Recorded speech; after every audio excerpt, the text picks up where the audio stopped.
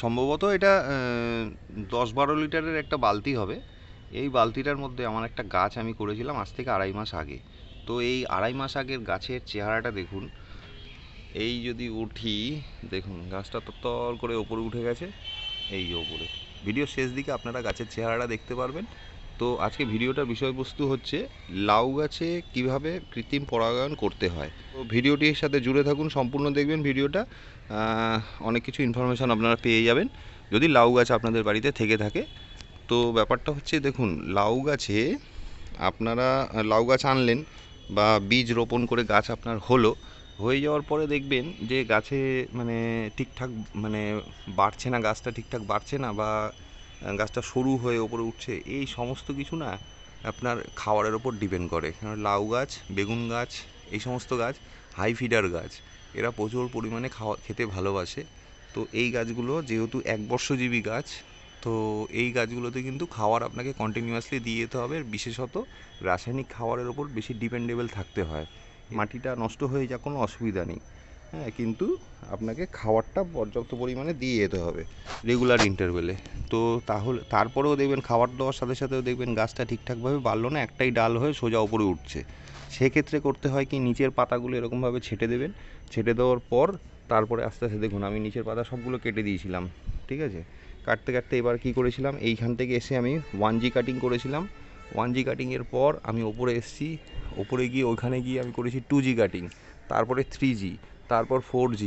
এখন 4G পর্যন্ত stop আছে। 5G কাটিংটা আমি পরে করব, কিন্তু 4G কাটিংয়ে আমার গাছে অফুরন্ত মানে ব্রাঞ্চ বেরিয়েছে, আর সাথে লাউ প্রচুর পরিমাণে লাউ হয়েছে। তো চলুন ভিডিওটি আপনাদেরকে দেখাই কীভাবে কৃত্রিম পরাগায়ন করতে হয়। কেননা মেন আজকে ভিডিওটার বিষয়বস্তু হচ্ছে কৃত্রিম পরাগায়ন লাউ গাছে কীভাবে করবেন। চলুন তাহলে দেখা যাক। কৃত্রিম পরাগায়নটা আপনাদেরকে আমি দেখাচ্ছি, তার আগে একটা জিনিস আপনাদের দেখিয়ে নিই। দেখুন আমার এই গাছটা প্রায় 2.5 মাসের মতন বয়স। আপনারা দেখতে পাচ্ছেন প্রচুর পরিমাণে কিন্তু লাউ ধরে আছে, ঠিক আছে। যেরকম সুস্থ সবল একটা গাছ, একটা হেলদি গাছ, হ্যাঁ, কন্ডিশনটা দেখুন গাছের। এই যে দেখুন আপনারা এখানে দেখছেন লাউ ধরে আছে সুন্দরভাবে, হ্যাঁ। তো এইখানে আরও আসছে, এইখানে প্রচুর পরিমাণে আসছে কিন্তু, হ্যাঁ। তো এইখানে দেখুন এই যে লাউ আছে, তারপর এইখানে এই যে তলায় মানে ভর্তি, আমি মানে অগুন্তি হয়ে যাচ্ছে। এখন ব্যাপারটা এরকম দাঁড়িয়েছে, এত সুন্দরভাবে গাছটা হয়ে যাবে আমিও ভাবতে পারিনি।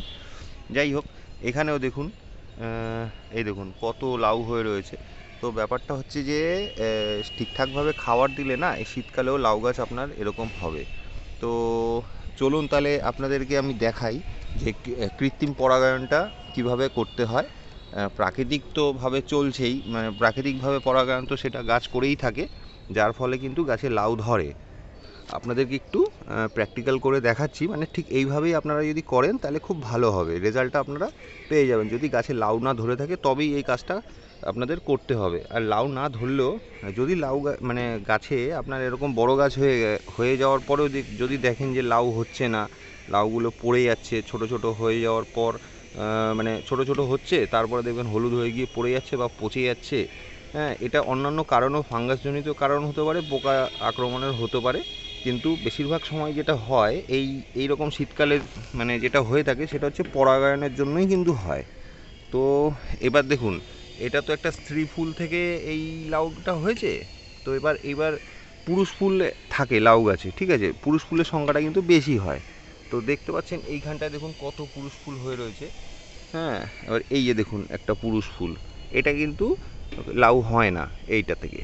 তো আমাদেরকে কি করতে হবে, এই একটা মানে ফুল আপনাদেরকে মানে এই ফুল আমাদেরকে একটা ছিঁড়ে নিতে হবে। সেটা আপনাদেরকে দেখাচ্ছি কিভাবে করতে হবে। এই যে আমি যে পুরুষ ফুলটা ছিঁড়ে নিলাম, ছিঁড়ে নেওয়ার পর আমি কি করলাম, এই ফুলগুলো জাস্ট ফেলে দিয়েছি। কিন্তু এই যে ভেতরে যে এটা আছে না, হ্যাঁ, এইটাই কিন্তু মেন কাজের জিনিস। এই যে এই জিনিসটা দেখতে পাচ্ছেন, এইটাই কিন্তু মেন কাজের জিনিস। এইটার মাধ্যমেই কিন্তু পরাগায়ন আমাদের করতে হবে। তো প্রক্রিয়াকরণটা আপনাদেরকে একটু দেরিতে দেখাচ্ছি। যখন এই লাউটা আরও ছোট থাকবে, ঠিক আছে, এই লাউটা যখন আরও ছোট থাকবে, তখন দেখবেন এই ফুলটা, এখানে যে ফুলটা নষ্ট হয়ে গেছে দেখতে পাচ্ছেন, এই ফুলটা কিন্তু ফুটে থাকবে, হ্যাঁ, ফুটে থাকবে। তখন কিছুই না, জাস্ট এরকম ফুলটার ভেতরে এই জিনিসটা এরকমভাবে একটুখানি ঘষে দেবেন, ঠিক আছে, এই প্রক্রিয়াকরণটা কিন্তু বিকেলবেলা করাটা সবথেকে ভালো। ঠিক আছে, এরকম কড়া সূর্যের আলো না করাটাই উচিত, কিন্তু বিকেলবেলা যত মানে সেকেন্ড হাফে মানে দুপুর 2-3টের পর যদি করেন সবথেকে ভালো রেজাল্ট পাবেন, আর মানে সাকসেস রেটটা বেশি থাকে। যাই হোক, আপনাদেরকে আমি বোঝাতে পারলাম কীভাবে কৃত্রিম পরাগায়নটা করতে হয় লাউ গাছে। তো ভিডিওটি যদি ইনফরমেটিভ মনে হয় তো চ্যানেলটি সাবস্ক্রাইব করে পাশে থাকতে পারেন। দেখা হচ্ছে পরে কোনো ভিডিওতে। ভালো থাকবেন সবাই, টাটা।